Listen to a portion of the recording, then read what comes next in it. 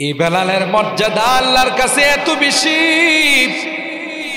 যেই বেলাল উমাইয়ার গোলাম ছিল, আল্লাহর হাবিব কয় বেলাল মেরাজের রজনীতে জান্নাতের মধ্যে তোমার পায়ের আওয়াজ শুনছি। আরো আস্তে সুবহানাল্লাহ। হে বেলাল, কি আমল করো রে বেলাল, যে আমলের কারণে তোমার মর্তবা এত বেড়ে গেল। হযরত বেলাল চোখের পানি ছেড়ে দিয়া কয়, পয়গম্বর এমন কোন বড় আমল আমি করি না যে আমলের কারণে এত বড় মর্যাদা হয়ে যাবে। মনে হয় আমার আল্লাহ আমার উজুর পর 2 রাকাত নফল নামাজ, দুখুলুল মসজিদ, মসজিদে প্রবেশ করার পর 2 রাকাত নামাজ, মনে হয় গো আমার আল্লাহ কবুল করে নিয়েছেন, তাই আমার আল্লাহ এত বড় মর্যাদা দিয়েছে। আল্লাহর হাবিব হযরত আবু যর গিফারি রাদিয়াল্লাহু তাআলা আনহুকে ডাক দেখায়, আবু যর, তুমি কি তোমার কর্মচারী তোমার গোলামকেই বলে গালি দিছো আপনার সওদা? কই হুজুর কইছে, কই আসলে তো ইসলাম গ্রহণ করছো, মুসলমান হইছো, এখনো আগের অভ্যাসটা পাল্টায় না। এরপরে আল্লাহ নবী ডিক্লার দিলেন, হুম ইখওয়ানুকুম জাআলাহুমুল্লাহু তাহতা আইদিকুম, এরা তোমাদেরই ভাই, তোমাদেরকে মালিক বানাইছেন, তাদেরকে আল্লাহ তোমাদের অধীনস্থ বানাইছেন, কর্মচারী বানাইছেন। তাই কখনো এরকমের আচরণ করো না। তুমি যা খাইবা তা খাওয়াইবা, তুমি যা পরিধান করবা তাকে পরিধান করাইবা, কোনোদিন ছোট বলে কাউকে দেখবা না। হযরত আবু যর নির্জন এলাকায় বসবাস করে। হঠাৎ করে আবু যরের ইন্তিকাল হয়ে গেছে, মানুষজন না যায়, ঘরের মধ্যে তার লাশ পড়ে আছে। আবু যর তার স্ত্রী রাস্তার মধ্যে দেখে কেউ আসেনি, আমার স্বামীর কাফন দাফনের ব্যবস্থাটা যদি করত। রাস্তায় দাঁড়িয়ে আছেন, ওই সাহাবায়ে কেরামদের বিজনেস কাফেলা ওই দিক দিয়া যাচ্ছে। আবু যর গিফারির স্ত্রী ডাক দিয়া কয়ে, নবীর সাহাবীরা আমরা আছো নি রেখে গো, আল্লাহর নবীর সাহাবী আবু যর ইন্তেকাল করেছে।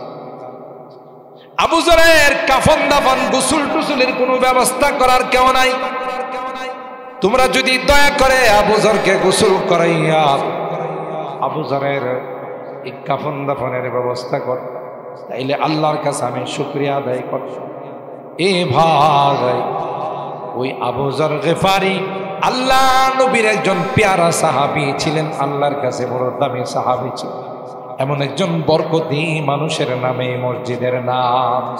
আল্লাহুম্মা বারিক আলা মুহাম্মাদিন ওয়া আলা আলি মুহাম্মাদ কামা বারাকতা আলা وعلى آل إبراهيم إنك حميد مجيد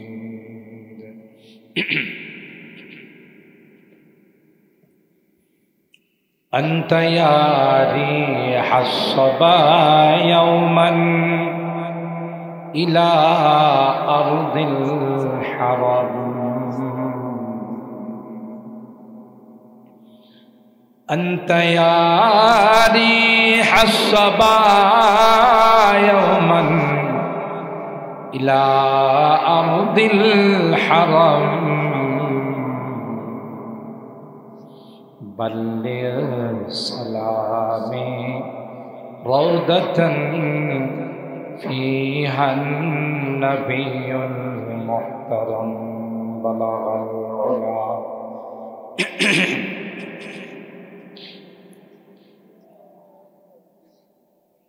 حسنت جميع خصاله صلوا عليه وآله روحي فداء لمدينة مجرايا نبيع الهدى روحي فداء لمدينة مجرايا نبيع الهدى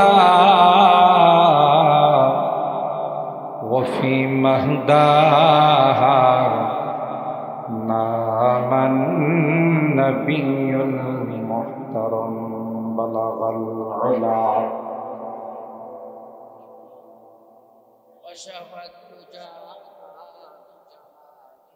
حسنت جميع خصاله صلوا عليه وآله اللهم صل وسلم دائما أبدا على حبيبك خير الخلق كلهم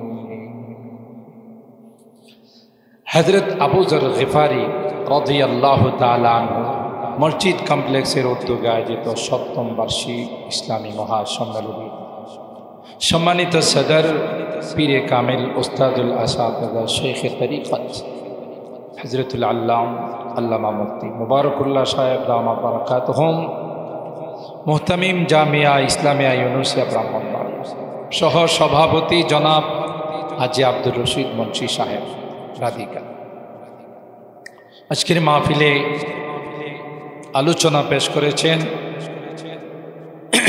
হযরত মাওলানা বেলাল হুসাইন সাহেব আপনাদের এলাকার কৃতি সন্তান আন্তর্জাতিক খ্যাতি সম্পন্ন মুফাসসিরে কোরআন হযরত মাওলানা ইসমাইল হোসেন সিরাজি সাহেব দিগার উলামায়ে কেরাম বেরাদারান ইসলাম পর্দার আড়ালের মাহবুব আল্লাহ পাকের দরবারে লাখো কোটি শুকর যে রব্বে করিম আকাশটাকে ভালো রেখে কারণ অক্টোবর মাস ঢোকার পর আমি যে এলাকায় মাহফিল করতে গেছি এমন কোনো দিন পাই নাই যেদিন রহমতের বৃষ্টি আসে আপনাদের এই এলাকায় হয়েছে কিনা আমি জানি না গতকালও আমার মাহফিল ছিল প্রথম মাহফিল ছিল ঢাকা মিরপুরে দ্বিতীয় মাহফিল ছিল ঢাকা দোহা বিশাল প্যান্ডেল করছিল কিন্তু বৃষ্টির জন্যে মুষলধার বৃষ্টির জন্যে মাহফিল বাহিরে করতে পারে নাই শেষ পর্যন্ত মাদ্রাসার ভিতরে করছে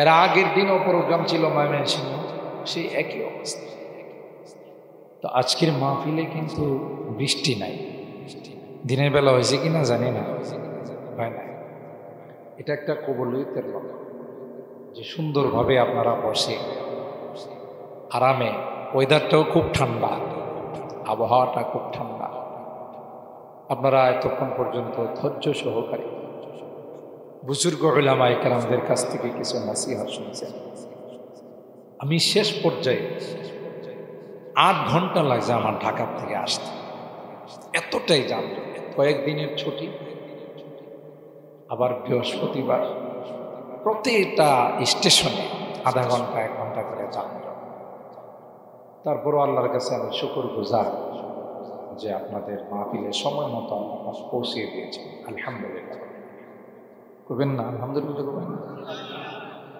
জোরে বললেও সমস্যা নাই মসজিদের ভিতরে সাদা সাদা প্যাকেট দিচ্ছি যদি জোরে বললেন তাতেও কোনো সমস্যা নেই কি বলেন একটু জোরে কর তাও হয় না পিছনের ওরা বলতেছে ইফতাদাই তু বিহাদাল ইমাম যা বলবে সামনের ওরাই বলবে আমরা কিছু বলবো প্যাকেট কি শুধু সামনের ওরাই পাবে না পিছনেও পাবে তাহলে সবাই মিলে আলহামদুলিল্লাহ বললে আওয়াজটা কি আর একটু বেশি হবে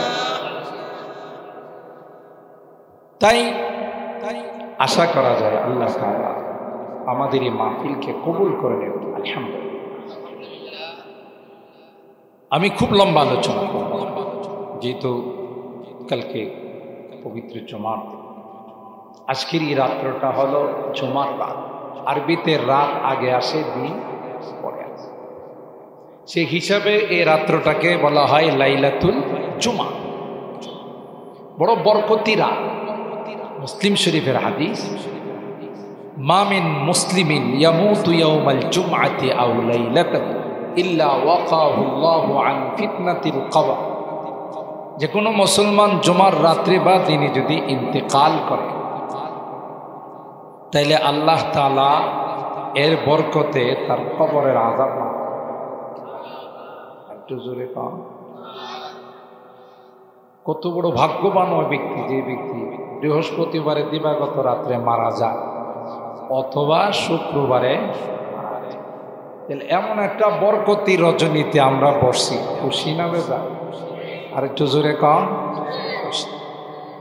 মুসলমান ইমানদারের কাজ হলো ইদা সাররাতকা হাসানাতুকা ওয়া আসাআতকা সাইয়্যাতুকা ফাআনতা। আল্লাহর হাবিব বলেন, কোনো ভালো কাজ করে যদি তোমার কাছে আনন্দ লাগে,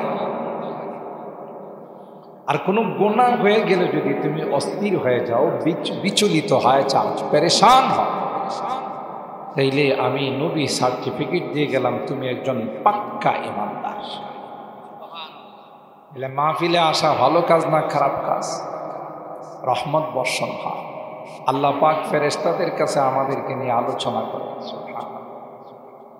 তাইলে এই বরকতময় রজনী আবার এমন একটি বরকতময় মাহফিল, আবার পৃথিবীর সবচাইতে শ্রেষ্ঠ জায়গা আল্লাহর ঘর মসজিদকে কেন্দ্র করে, আবার এমন একজন ব্যক্তির নামে এই মসজিদ। সাহাবায়ে কেরামদের মধ্যে তিনি একজন ব্যতিক্রম সাহাবী ছিলেন। সুবহানাল্লাহ। হযরত আবু যর গফারি খাদেমে খৈরুল বশর, जिंदगी भर खिदमत में गुजारा ना बनाया अपना घर। সারাটা জিন্দেগি আল্লাহর হাবিবের খিদমত করেছে, নিজের একটা বাসস্থান পর্যন্ত বানানো। মুতাওয়াক্কিলিনা মিনাস সাহাবা, যারা আল্লাহর উপর তাওয়াক্কুল করে চলতেন, ভরসা নিয়ে চলতেন, তাদের মধ্যে অন্যতম ছিলেন হযরত আবু যর গফারি। একদিনের বেশি কোনো খোরাক বাসায় রাখতে রাজি না, অথচ ইদ্দিখার স্টক, এটা কিন্তু ইসলামে অনুমোদন আছে। আপনি 1 বছরের চাউল ঘরে রাইখা দেন, না জায়েজ না। কিন্তু যারা উন্নত মানের তাওয়াক্কুলে লিপ্ত, জাহিদুদ দুনিয়া, দুনিয়া তরফকারী সাহাবী, তারা এটাও বরদাস্ত করতেন। তিনি যখন কাহারো বাড়িতে গিয়ে যখন কি করতেন, দেখতেন যে 1 বছরের নয় 1 সপ্তাহের খোরাকি আছে অতিরিক্ত, লাঠি দিয়ে পিটন শুরু করতেন। সুবহানাল্লাহ। কে? হযরতে আবু যর গফারি রাদিয়াল্লাহু তাআলা। কিতাবের মধ্যে, হাদিসের মধ্যে তার ইসলাম গ্রহণ করার সেই আজীব কাহিনী। আসছেন মক্কায়, যখন শুনছেন একজন মানুষ আল্লাহর কথা কয়, কালমার কথা কয়, দিনের কথা কয়, চলো তো গেফার গোত্র থেকে তিনি আসছেন। আইসা চুপে চাপে আল্লাহ নবীর কথা শুনে, বক্তব্য শুনে কি মন্তব্য করছে জানেন? তিনি উচ্চ শিক্ষিত একজন সাহাবী ছিলেন। কই ওনার কথাগুলো এত সুন্দর, এটা কোনো গণকের কথা নয়, এটা কোনো সাহিত্যিকের কথা নয়, এটা কোনো জাদুকরের কথা নয়, আল্লাহ প্রদত্ত। তিনি বলেন, আমি তাকে যাচাই করে ফেলছি, তিনি খাঁটি নবী। হাতে হাত মিলায়া ইসলাম গ্রহণ করে। সুবহানাল্লাহ। নিজে যাচাই। এই তো মক্কার কাফের মুশরিকরা কই সাবা আবু যর বেঈমান হয়ে গেছে। তখনকার সময়ে যারা ইমানদার হতো তাদেরকে কি বলা হতো? কথা কয় বেঈমান বলা, সবা বেঈমান হয়ে গেছে। যেমন আপনি যদি কখনো পাবনা পাগলখানায় যান, যে দেখে আসে পাগলখানাটা কেমন, তো গেলি ওখানকার পাগল যেগুলো আছে এগুলো আপনার তোর মাথা নষ্ট হয়েছে, তুই পাগল হয়েছ, কেন হয়েছিস কি লিখি। এরা যেমন পাগল, আর একটা সুস্থ মানুষকে দেখলেও কি মনে করে? আলমার ও ইয়াকিসু আলা নাফসি, প্রত্যেকে নিজের উপর অন্যকে কি করে ধারণা করে। তো এরা বেঈমান, মুশরিক, পৌত্তলিক, মূর্তি পূজক। কেউ ইমানদার হয়ে গেলে তাকে তারা বেঈমান। এই কথা বলার পর আবু যর গিফারি রাদিয়াল্লাহু তাআলা আনহুর উপরে ছাপায় পড়ছে। একটা পর্যায়ে তাকে মেরে হযরত আব্বাস রাদিয়াল্লাহু তাআলা তার উপরে যায় পড়লেন, হায় এই কার উপরে তোরা আঘাত করলি? গিফার গোত্রের লোক। আমাদের সিরিয়াতে ব্যবসা বাণিজ্য করতে গেলে এই এলাকা দেওয়া যায় ফাটে ফালায়, কিন্তু সাইজ করে ফালায়। এরা কিন্তু সুবিধা মতো ব্যবসা করতে যখন তোরা যাবি আর এদের গোত্রের একজন মানুষকে তোরা মারবি, খবর করে ফেলে। এই কথা বলে তিনি বাঁচাইছেন। হযরত আবু যর গিফারি রাদিয়াল্লাহু তাআলা রক্তাক্ত হয়ে গেছে। কিসের জন্য? দ্বীনের জন্য, ইসলামের জন্য। হযরত উসমান ইবনে আফফান রাদিয়াল্লাহু তাআলা আনহু ইসলামের কত নম্বর খলিফা যেন ছিলেন তিনি? তাও আপনারা জানেন না? এক এলাকায় তাবলীগের জামাত গেছে, গিয়া এলাকার মানুষকে জিজ্ঞাসা করতেছে, বলেন তো আমাদের নবীর নাম কি? শেখ মুজিব। কেমন ইসলামে শিক্ষায় শিক্ষিত, নবীর নাম জিজ্ঞাসা কয় শেখ মুজিব। আমরা এই রকমের ইমানদার, ইসলাম সম্পর্কে আমাদের কোনো ধারণা নাই। আল্লাহ আমাদের হিফাজত। হযরত মুআবিয়া রাদিয়াল্লাহু তাআলা আনহু চিঠি লিখলেন সিরিয়া থেকে আমিরুল মুমিনিন হযরত উসমান ইবনে আফফান রাদিয়াল্লাহু তাআলা আনহুর কাছে। বুখারী শরীফের হাদিস। আপনারা মনে করেন না যে হুজুরের মতো বসে গল্প করতেছে, এখন তো বিপদ। বুখারী শরীফের হাদিস না খুলে একদল কি করে জানেন, এটা সহিহ হাদিস না। আপনাদের এই এলাকায় নাই, আমাদের ঢাকাতে আছে একদল বাইরেছে, এরা সহিহ হাদিস না জয়ীফ হাদিস না দুর্বল হাদিস বগল বুখারী শরীফ কথা কন। এটা গল্প না, বুখারী শরীফ। যে আবু যরকে আপনি একটু ডাইকা নসিহত করে দেন, কাহারও ঘরে যদি একদিনের বেশি খানা দেখে কোনো কথা নাই, পিটানো শুরু করে, এ তো বিশাল ফিতনা হয়ে যাইতেছে এলাকায়। তো হযরত উসমান ইবনে আফফান রাদিয়াল্লাহু তাআলা যেহেতু মুরব্বী সাহাবী আবু যর গিফারি রাদিয়াল্লাহু, একটা মাজমা, একটা মজলিস বসাইছে। সাহাবীদেরকে বলছেন যে আমি ইদ্তিখার করা, স্টক করা, খোরাক ঘরের মধ্যে রাখার বিষয়ে মাসআলা উঠায়। আপনারা একে একে মতামত দিবেন, তাতে আবু যর গিফারি বুঝে যাবে যে না, এটা আমি যা করতেছি ঠিক। এটার সমাধানের জন্য এমন একটা সুরত বাইর করছে।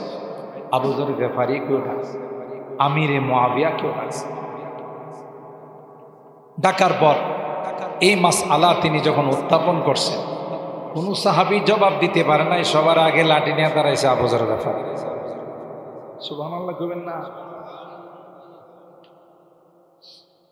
যে আমিরুল মুমিনিন, যেই ব্যক্তি একদিনের বেশি খোরাক ঘরের মধ্যে রাখবে তারে পিটায় আমি চামড়া উঠাই ফেলাম। হযরত উসমান ইবনে আফফান চিন্তা করে দেখলেন, ভাই যেই কারণে বসাইলাম যে মাসআলার হল করব, হল তো দিয়ে দিছে লাঠি দিয়ে, আর কারো তো কথা বলতে দি। তখন হযরত আবু যর গিফারি রাদিয়াল্লাহু তাআলা আনহুকে বললেন, আপনি মনে কিছু না করেন, আপনি মুরব্বী সাহাবী, আপনি লোকালয়ে বসবাস করেন না। লোকালয়ে বসবাস করলে প্রতিদিন দেন দরবার করা লাগে, বিচার সালিশ করা লাগে। আপনি রাবাদা নামক জায়গাতে ওখানে বসবাস করেন, ওখানে নির্জনে থাকেন, বাইতুল মাল থেকে আপনার থাকা খাওয়া এগুলো সব বন্দোবস্ত। খলিফাতুল মুসলিমিনের হুকুম মানা ফরজ, ওয়ালাউ কানা আবদান হাবশিয়া, যদিও সে একটা গোলাম হোক, কালো গোলাম, তারপরও তার কথা মানা। এই আবু যর গিফারি রাদিয়াল্লাহু তাআলা তিনি তার গোলামকে রাগ হয়ে একদিন বলছিলেন, ইয়াবনা সৌদা, হে কালো বান্দির বেটা, এটাই তার গালি ছিল, আর কিছু। ইয়াবনা সৌদা, মা একটু কালো ছিল তো, ইয়াবনা সৌদা, হে কালো বেটি সন্তান। এ গোলাম এনি করছে কি, বিচার দিয়ে দিছে সরাসরি আল্লাহ নবীর আদালত। সুবহানাল্লাহ। আর আল্লাহ নবীর আদালতে বিচার গেলে তখন আল্লাহ নবী স্বজন প্রীতি করতেন, হয় না। দলীয় লোকজনের ব্যাপারে একটু অন্যরকমের রায় দিতেন, নিজস্ব পরিচিত লোকদের ব্যাপারে অন্যরকমের রায় দিতেন। ইসলাম আমাদের কি শিখাইছে, আমরা তার ধারে কাছে। কত মানুষকে নির্দোষ বিভিন্ন কলা কৌশলে তাদেরকে ফাঁসির কাস্টে ঝুলানো, কথা ধরা পড়বে না। وَنَضَعُ الْمَوَازِينَ الْقِسْطَ لِيَوْمِ الْقِيَامَةِ فَلَا تُظْلَمُ نَفْسٌ شَيْئًا وَإِنْ كَانَ مِثْقَالَ حَبَّةٍ مِّنْ خَرْدَلٍ أَتَيْنَا بِهَا وَكَفَى بِنَا حَاسِبِينَ। আল্লাহ বলেন, কিয়ামতের কঠিন ময়দানে ইনসাফের আদালত কায়েম করব। এমন ইনসাফের আদালত কায়েম হবে, দুইটা পশুর মধ্যে যদি কোনো জুলুম হয়ে থাকে, ময়দানের মধ্যে বন্দের মধ্যে দুইটা ষাঁড় খোঁটা দেওয়ার আছে, দেখা গেছে একটা ষাঁড় আর একটা ষাঁড়কে শিং দিয়া গুতাবে, কথা কয় না। মনে ঘুমায় গেছেন আপনারা, একটু কথা বলবেন, 12টার ভিতরে দোয়া করব ইনশাআল্লাহ, লং টাইম নিব না। আল্লাহ পাক রব্বুল আলামিন ওই যে দুর্বল ষাঁড়কে শিং দিয়া গোটা দিয়েছিল, সবলকে দুর্বল বানাবেন আর দুর্বলকে আল্লাহ সবল বানাবেন। সুবহানাল্লাহ। দুইটা ষাঁড়কে, দুইটা গরুকে একত্রিত করে আল্লাহ দুর্বলকে বলবেন, দুর্বল, দুনিয়ার জমিনে তোমার উপর জুলুম করেছিল সবল ষাঁড়ে, আজকে আমি আল্লাহ তাকে দুর্বল বানাই দিলাম, তোমাকে সবল বানাই দিলাম। যে কয়টা গুতা দিয়ে তোমার উপর জুলুম করেছিল, সেই কয়টা গুতা এখন তুমি দিয়ে তার কাছ থেকে প্রতিশোধ নিয়ে যাও। কি বলে, এত সহজ। হাদিসে কুদসির মধ্যে আল্লাহ বলেন, ইয়া ইবাদি ইন্নী হারামতু যুলমা আলা নাফসি ফালা তুযালিমু বাইনাকুম, জুলুমকে আমি আল্লাহ হারাম করে দিয়েছি, তোমরা আপসে কোনো জুলুম করবে না।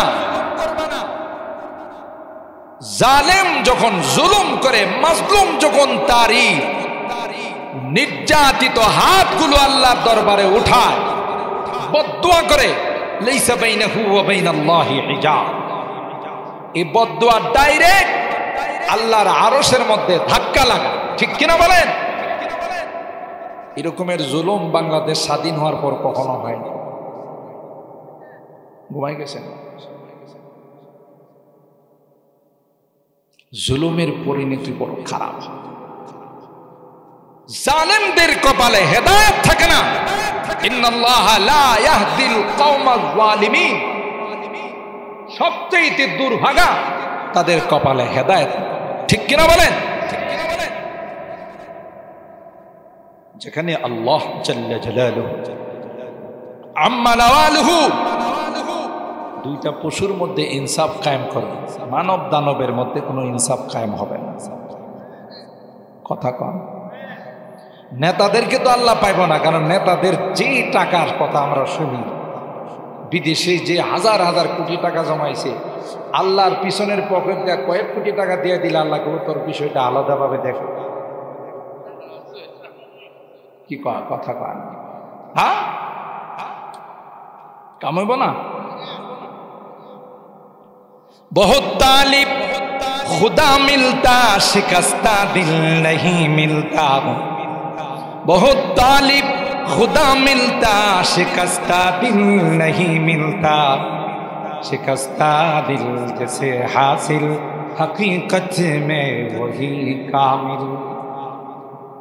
कवि बोलेन কাহারো মনে যদি আঘাত দেওয়া হয়, কাহারো হৃদয় যদি ভেঙ্গে চুরমার করে দেওয়া হয়, দুনিয়ার কোনো মানুষের কাছে বিচার পায় না, আসমানের মালিকের কাছে যদি বিচার দিয়ে আল্লাহর কসম রে হাত তুলতে দেরি হয়, ওই হাত আল্লাহর আরশ পর্যন্ত যাইতে দেরি হয় না। কথা বলেন ঠিক কিনা? जो जलाता है किसी को खुद जलता है जरूर, जो जलाता है किसी को खुद जलता है जरूर, शमा भी जल जाता है परवाना जल जाने के बाद, शमा भी जल जाता है परवाना जल जाने के बाद। আরেকজনদের জ্বালাইবা তোমারও জ্বালা লাগবে, কারণ এক মাগে কথা কয় না, এক মাগে শীত যায়। কথা মনে রাখো, দুনিয়াতে বিচার পাবে না, আসমানের মালিকের কাছে বিচার। আর মালিকের আদালতে কোনো দুই নাম্বারই নাই, মালিকই কোনো বিচারক নয়, বিচারের দিনের মালিক। আলহামদুলিল্লাহি রাব্বিল আলামিন আর রহমানির রহিম মালিকি ইয়াউমিদ্দিন। তিনি কিন্তু বিচারক নয়, প্রধান বিচারপতি দিকে নিয়ে সব বিচারকরা যদি প্রশ্ন করে অমুকের ফাঁসির রায় দিলেন, অমুকের যাবজ্জীবন দিলেন, অপরাধ কই উপরের নির্দেশ। বিচারকরা যখন বিচার করে তারাও কোনো কিছুকে ফলো করে, কোনো চাপের মধ্যে বিচার করে। আল্লাহ ডাক দেয়া কর, না না আমি বিচারক নই রে, আমি বিচারের দিনের মালিক, আমি বিচারের দিনের মালিক। আমার উপর কারো কোনো পাওয়ার নেই, কারো কোনো চাপ নাই, ঠিক কিনা?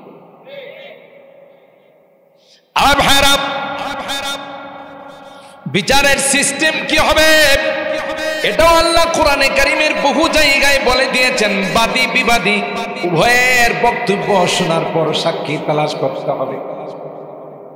এক পক্ষে যদি কোনো কথা শুনে রায় দেওয়া হয়, আল্লাহ কয় এটাও তুমি ঠিক করলা না, তুমি বেইনসাফ করলা।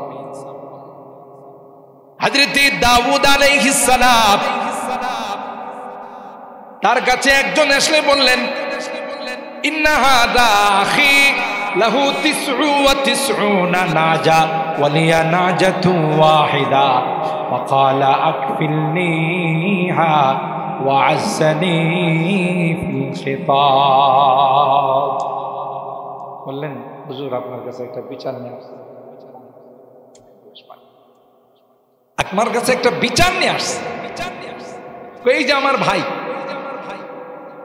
তার 99টা দুম্বাস, আমার মাত্র একটা। এই ভাই আমার কাছে প্রস্তাব দিছে, কোরআনের কথা কি দিছে, সূরা সাদের আয়াত।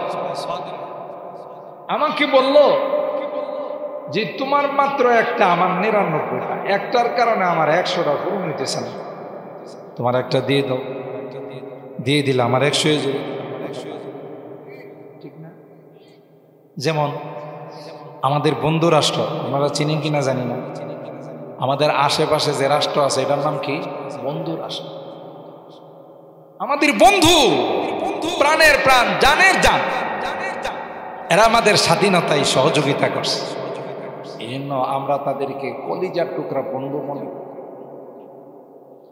এই বন্ধু রাষ্ট্র আমাদের দেশ যখন স্বাধীন হয়েছে, দেশের মুক্তিযোদ্ধা গর্বিত সন্তান যারা, তাদেরকে জিজ্ঞাসা করে দেখি, এ দেশে যা কিছু মূল্যবান জিনিস ছিল সব ট্রাকে করে ও পারে নিয়ে গেছে। এই যে টুয়ায় টুয়ায় নিয়েছে মুরব্বীরা, দেখছে কথা কন ঠিক কিনা? কেন? এরা আমাদের বন্ধু। সেপারেট হয়েছে, জুদা হয়েছে পরিবার থেকে, তো বন্ধু খবর পাইছে, আয়সা করতেছে, দোস্ত খুব কষ্ট লাগে, পরিবার থেকে তোমার জুদা করে দিছে, সেপারেট করে দিছে, পৃথক করে দিছে, কি কি পাইছো? কি আর একটা প্লেট, একটা পাতি, আর এরকমের একটা চেয়ার পাইছি, একটা সগি পাইছি। তো ওই বন্ধু কি কইতেছে জানেন? বলতেছে যে দোস্ত এগুলো দিয়ে তো আর তোমার সংসার চলবে, তো তুমি একটা কাজ করো, যেগুলো পাইছো এটা আমারে দিয়া দাও, তোমার তো নতুন করে কিনাই লাগবো। কথা কয়। আচ্ছা বলুন তো দেখি, হে বন্ধু না রাক্ষস? বন্ধু না রাক্ষস?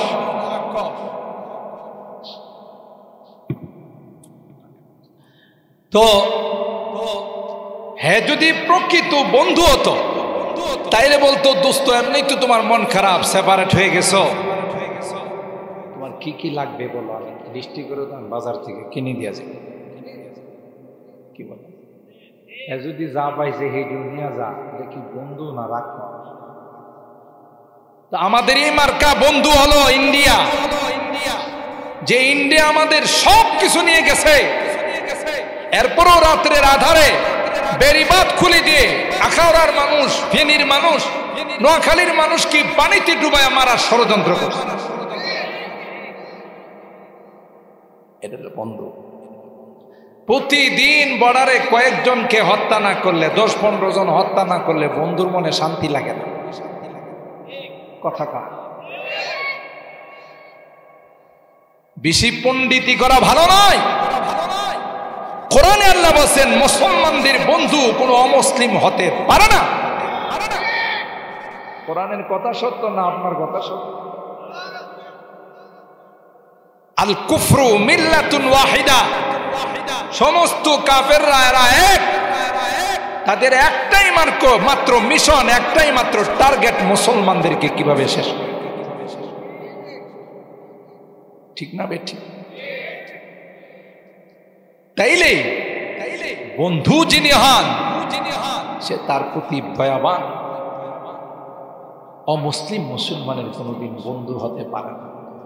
ঠিক কিনা বলে? এটা মনে রাখতে হবে, এটা মালিকের কথা, আল্লাহর কথা। আল্লাহ হযরত আবু যর গিফারি শুধুমাত্র বলেছিলেন ইবনে সাউদা, এ কালো মেয়ের সন্তান, রাগ হয়ে এই শুধু বলেছি, গোলামকে পয়গম্বরের দরবারে বলে, পয়গম্বর আপনার সাহাবী আবু যর আমাকে বলে গালি দিয়েছে।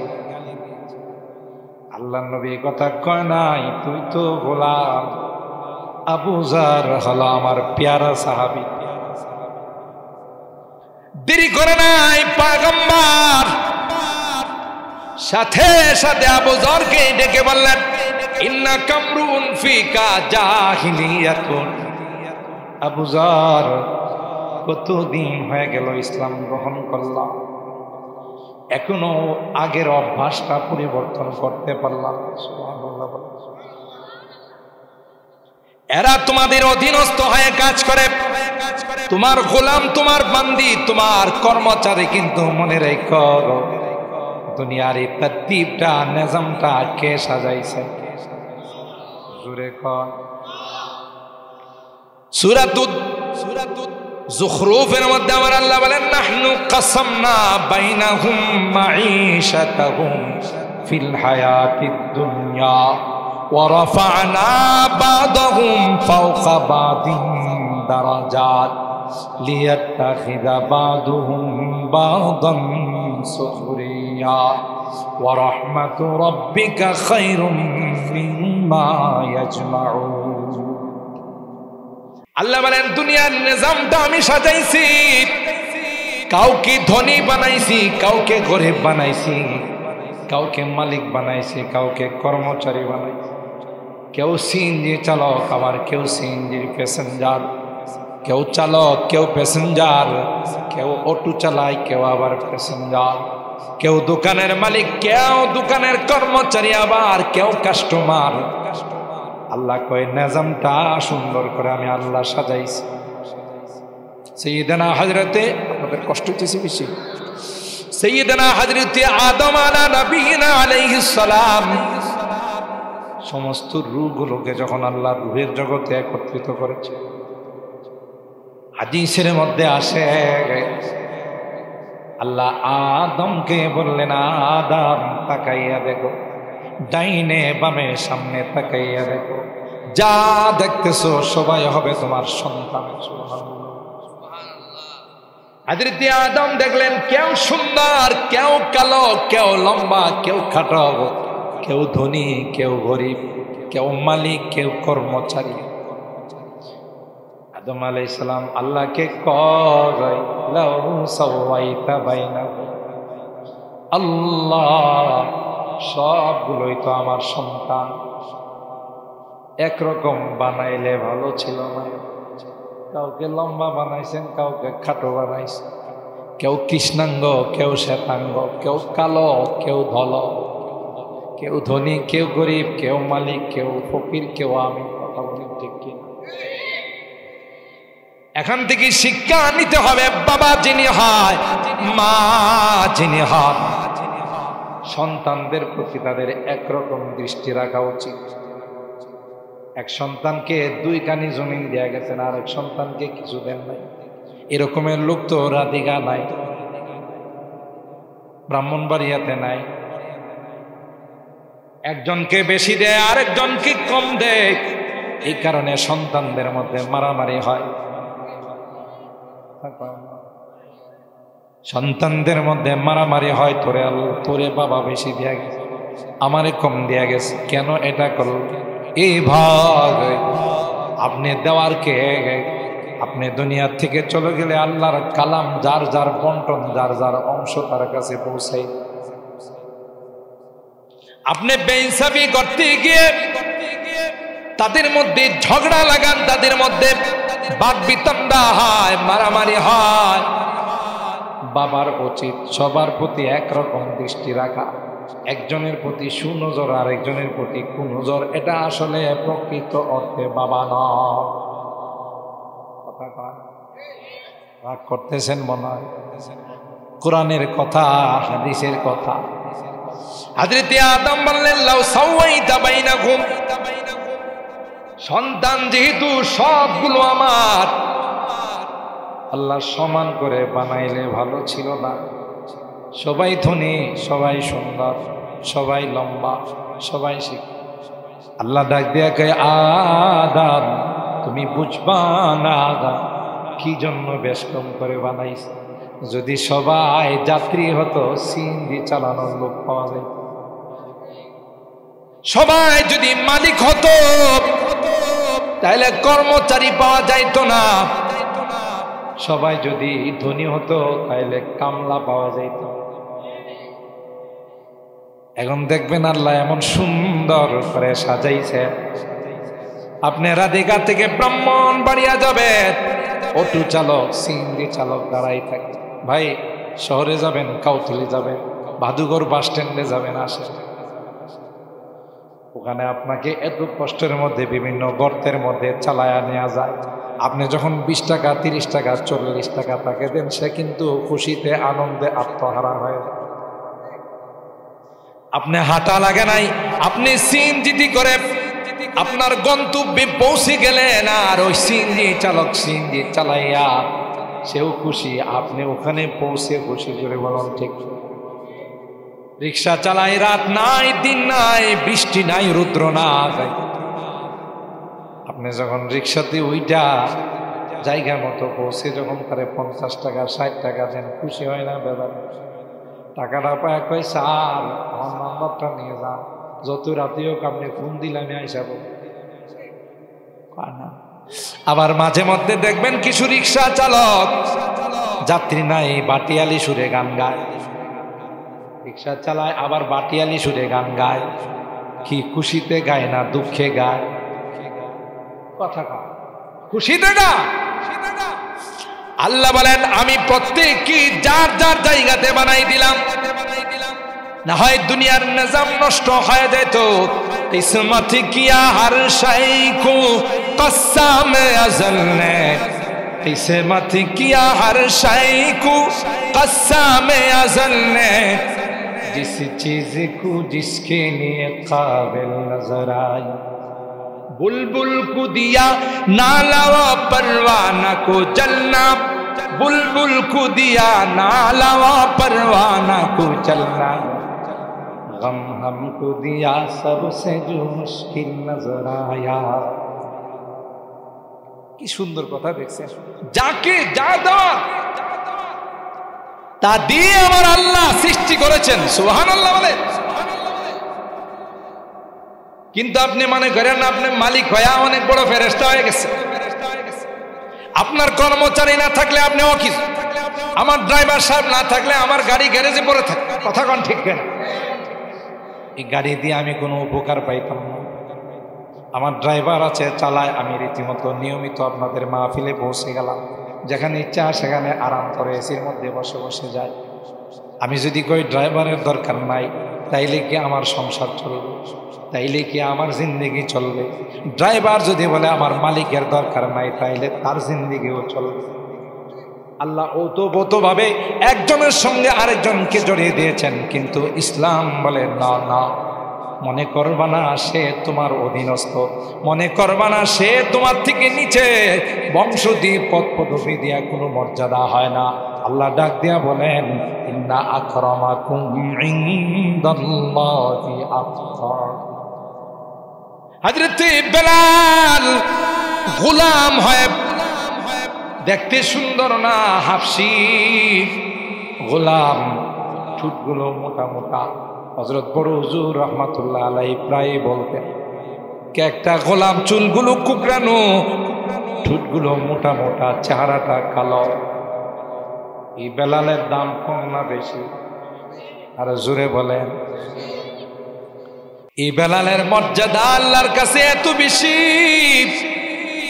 যেই বেলাল উমাইয়ার গোলাম ছিল আল্লাহর হাবিব কয় বেলাল মেরাজের রজনীতে জান্নাতের মধ্যে তোমার পায়ের আওয়াজ শুনছি আরো আস্তে সুবহানাল্লাহ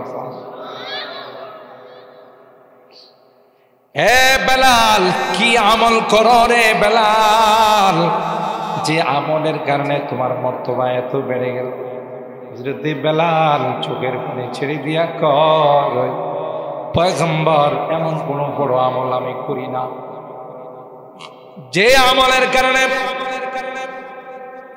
এত বড় মর্যাদা হয়ে যাবে মনে হয় আমার আল্লাহ আমার উজুর পর 2 রাকাত নফল নামাজ দুখুলুল মসজিদ মসজিদে প্রবেশ করার পর 2 রাকাত নামাজ মনে হয় গো আমার আল্লাহ কবুল করে নিয়েছেন তাই আমার আল্লাহ এত বড় মর্যাদা দিয়েছে বুঝা গেল বংশ দিয়ে নয় তাকওয়া দিয়ে ঈমান দিয়ে আমল দিয়ে মর্যাদা আল্লাহর হাবিব হযরত আবু যর গিফারি রাদিয়াল্লাহু তাআলা আনহু কে ডাক দেখায় আবু যর তুমি কি তোমার কর্মচারী তোমার গোলামকে বলে গালি দিছো আপনার সওদা কই হুজুর কইছে কই আসলে তো ইসলাম গ্রহণ করছো মুসলমান হইছো এখনো আগের অভ্যাসটা পাল্টায় না এরপর আল্লাহর নবী ডিক্লার দিলেন হুম ইখওয়ানুকুম জাআলাহুমুল্লাহু তাহতা আইদিকুম এরা তোমাদেরই ভাই তোমাদেরকে মালিক বানাইছেন তাদেরকে আল্লাহ তোমাদের অধীনস্থ বানাইছেন কর্মচারী বানাইছেন তাই কখনো এরকমের আচরণ করো না তুমি যা খাইবা তা খাওয়াইবা তুমি যা পরিধান করবা তাকে পরিধান করাইবা কোনোদিন ছোট বলে কাউকে দেখবা না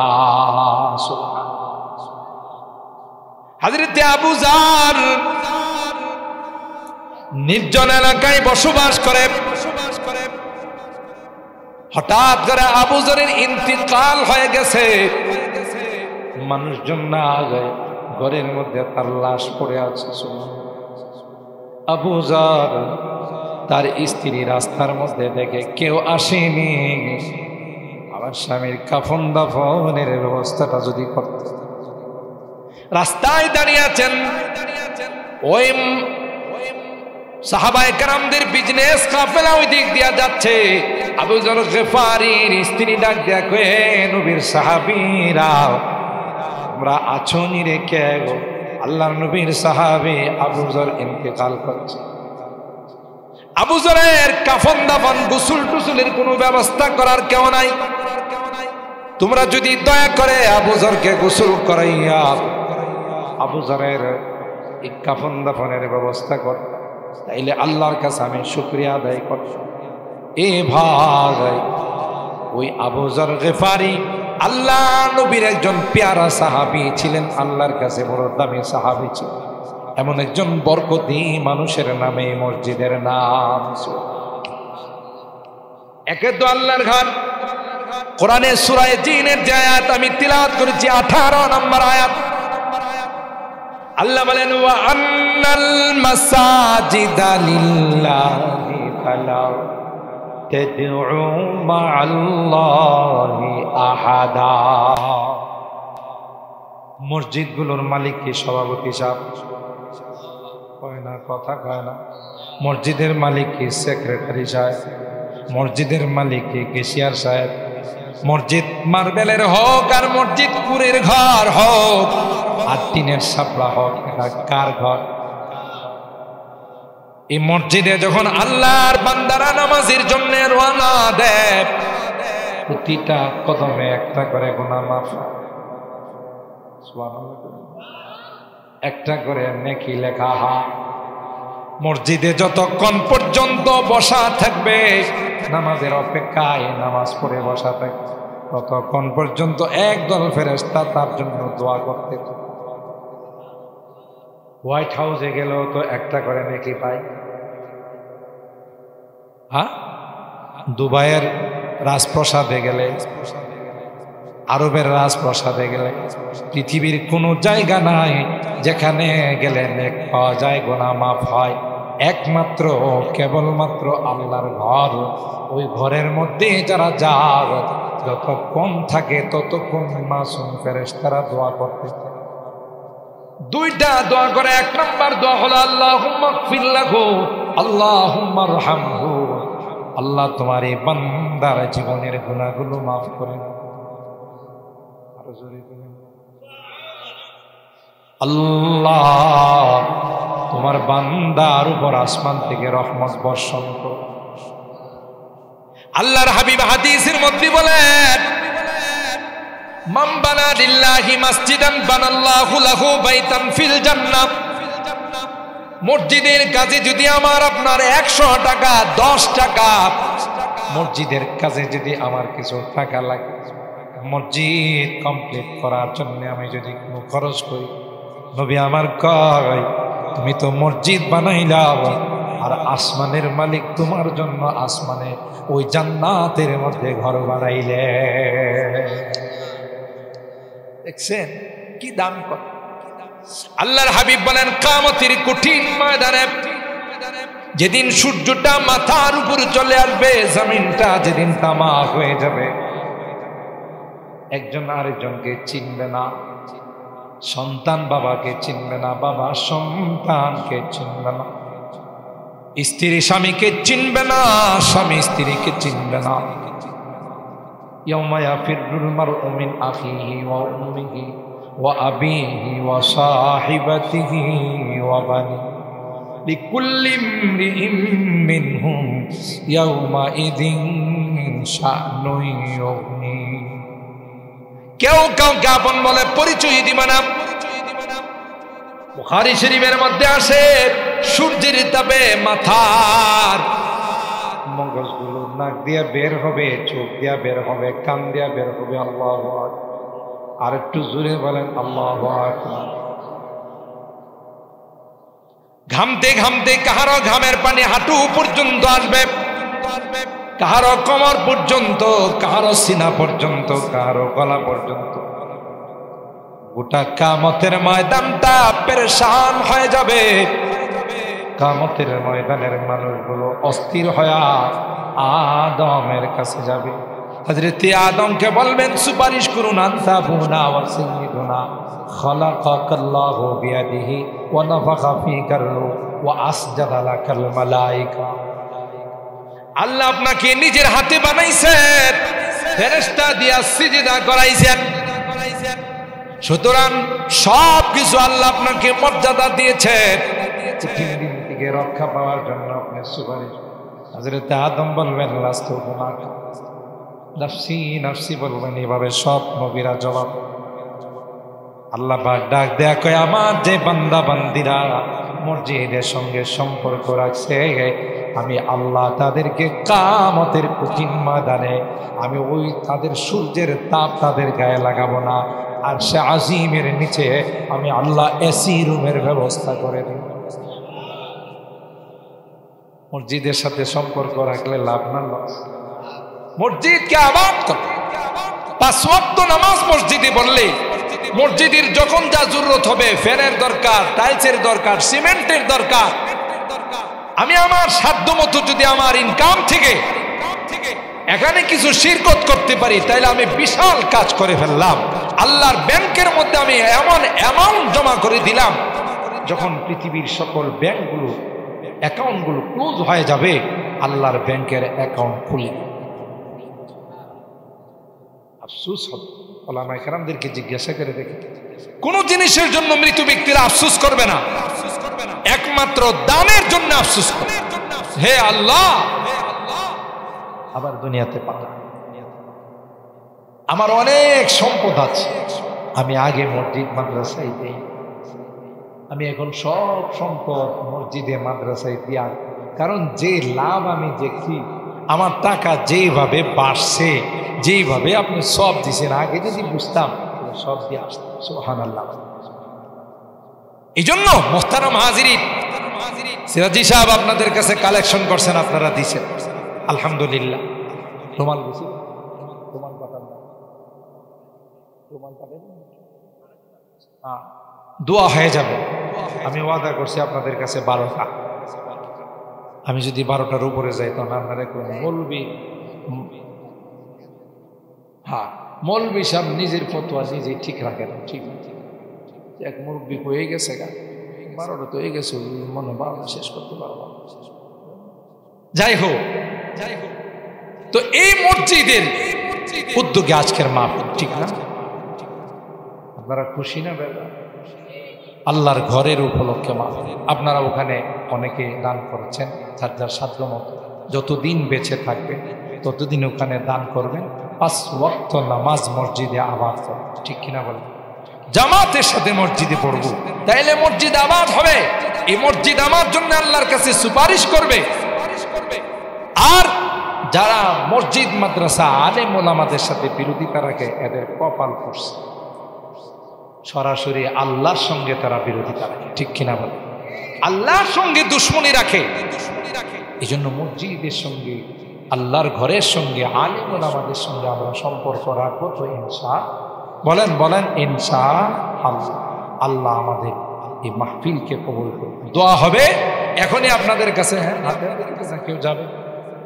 রব্বানা যালামনা আনফুসানা ওয়া ইল্লাম তাগফির লানা ওয়া তারহামনা লানাকুনান্না মিনাল খাসিরিন।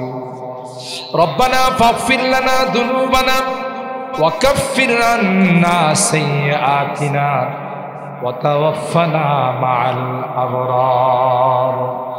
রব্বিরহামহুমা কামা রব্বায়ানি সগীরা। রব্বিরহামহুমা কামা রব্বায়ানি সগীরা। রব্বুল আলামিন, আল্লাহ তোমার নবীর প্যারা সাহাবী হযরত আবু যর গিফারি রাদিয়াল্লাহু তাআলা আনহুর নামে মসজিদ, আল্লাহ তোমার ঘরকে কেন্দ্র করে আজকের মাহফিলের আয়োজন।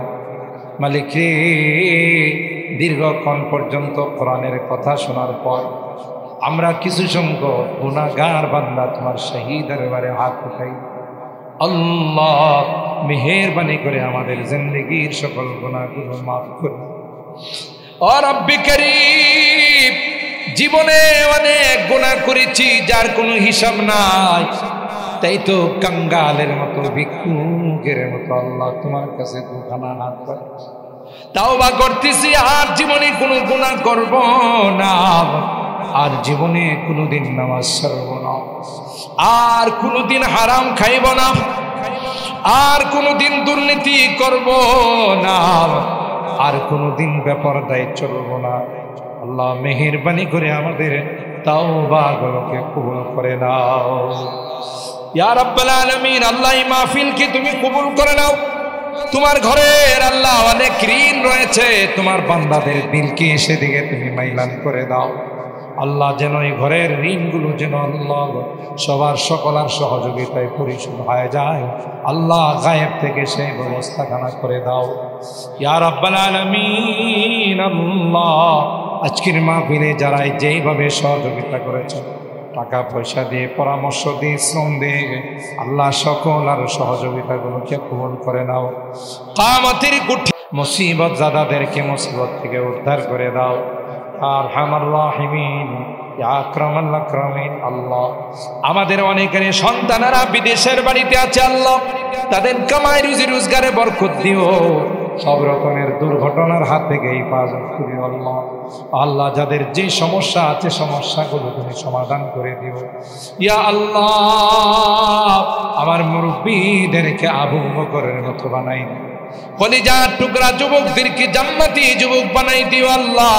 পর্দার আড়াল থেকে যে মা বোনরা হাত উঠাইছেন আল্লাহ, আমার মা বোনদেরকে আল্লাহ হাফেজা জাহেদা সালেহা নেককার দিনদার আম্মা জান খাদিজাতুল কুবরা আয়েশা সিদ্দিকা ফাতেমাতুজ জাহরার মতো বানাই দিও আল্লাহ ইয়া রাব্বাল আলামিন। আল্লাহ আমরা যারা হাত উঠাইছি রে আল্লাহ, জানি না কার মা নাই কার নাই। এ মালিক কতদিন হয়ে গেল মা বলে ডাক দিতে পারি না, কতদিন হয়ে গেল মা বাবার মায়াবী চেহারাগুলো, যে চেহারাগুলোর দিকে তাকাইলে কবুল হজের সওয়াব পাওয়া যাইত আল্লাহ, এই চেহারাগুলো আজকে আর দেখি না। ঘরে যাবে ওই মা বাবার শোয়ার খাট দেখি, বসার চেয়ার, কিন্তু ওই সুন্দর চেহারাগুলো আর দেখি ইয়া আল্লাহ। বাবা না খেয়ে কাঁধে কুলে করে আমাদেরকে মানুষ বানাইছেন আল্লাহ, জনম দুঃখিনী মা আল্লাহ গর্ভধারণ করেছেন আল্লাহ। আমি যখন বড় হতে লাগলাম মার স্বাভাবিক চলাফেরা করা সম্ভব হয় নাই আল্লাহ। প্রসব ব্যথা যখন শুরু হয়ে যায়, মা বেহুশ হয়ে যায়, সবার কাছ থেকে বিদায়। মাকে বেহুশ করে আল্লাহ দুনিয়ার সুন্দর চেহারাটা দেখেছি রে আল্লাহ। আজকের মোনাজাতে বারবার মা বাবার কথা মনে পড়ছে। গুনার কারণে যদি তোমার জাহান্নামের আসামি হয়ে থাকে, আমরা তোমার কাছে মাপ চাই, ক্ষমা চাই আল্লাহ। আমাদের মা বাবাকে মাফ করি আল্লাহ, তাদের কবরগুলো জান্নাতের বাগান বানাই। যাদের মা বাবা বেঁচে আছেন আল্লাহ তাদের হায়াতে বরকত দিও, খিদমত করে জান্নাত হাসিল করার তৌফিক নসিব করে দিও আল্লাহ। আমাদের এই প্রিয় মাতৃভূমি বাংলাদেশ যত অশান্তির রাস্তা আছে বন্ধ করে দাও আল্লাহ, শান্তির রাস্তাগুলো খুলে দাও। যারাই এই দেশকে নিয়ে ষড়যন্ত্র করে আল্লাহ তাদেরকে তুমি হেদায়েত নসিব করে দাও ইয়া রাব্বাল আলামিন। আল্লাহ জানি না কার জীবনের শেষ মোনাজাতে হাত উঠাইলাম, যেদিন তুমি ডাক দিবে মালাকুল মউতের হাতে সুপুর্দ, মসজিদের মাইকে আমার নামটা ঘোষণা হয়ে যাবে আল্লাহ। তাওবা নসিব করে দিও, কলমা নসিব করে দিও হে মালিক। পবিত্র জুমার রাত্রের ওসিলায় তোমার হাবিবের তুফাইলে আমাদের দোয়াগুলোকে কবুল করে নাও। রব্বানা তাকাব্বাল মিন্না ইন্নাকা আনতাস সামিউল আলিম ওয়া তুব আলাইনা ইন্নাকা আনতাত তাওয়াবুর রহিম। সুবহানা রাব্বিকা রাব্বিল ইজ্জাতি আম্মা ইয়াসিফুন ওয়া সালামুন আলাল মুরসালিন ওয়ালহামদুলিল্লাহি রাব্বিল আলামিন। আসসালামু আলাইকুম।